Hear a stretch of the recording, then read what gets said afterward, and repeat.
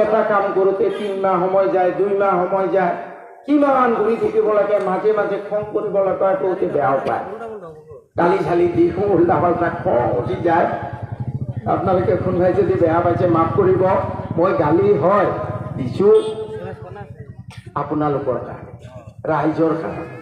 যেতিয়া দেখো এটা অলপ বেয়া শব্দ ক'লে বেয়া নাপায়তো ন, যেতিয়া দেখো অফিচাৰে বান্দৰামি কৰে, ৰিকুৱেষ্ট কৰিলে নুশুনে, এই বান্দৰামি কি কৰিম, বন্ধ কৰিম কেনেকে কওকচোন? মইতো অফিচাৰটোক ট্ৰান্সফাৰ কৰিব নোৱাৰো, ছাছপেণ্ড কৰিব নোৱাৰো, তেতিয়া মুখখন বেয়া হৈ যায়, গালি দিম। বোলে মই MLA থাকিলে ডিচি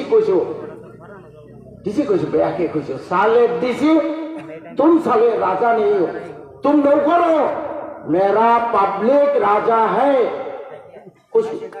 কৈছো মই।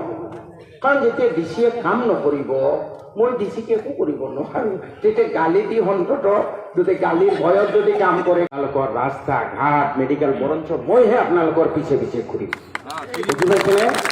কোন গাঁৱত কি নাই মই গৈ সেইবোৰ বুজ লম।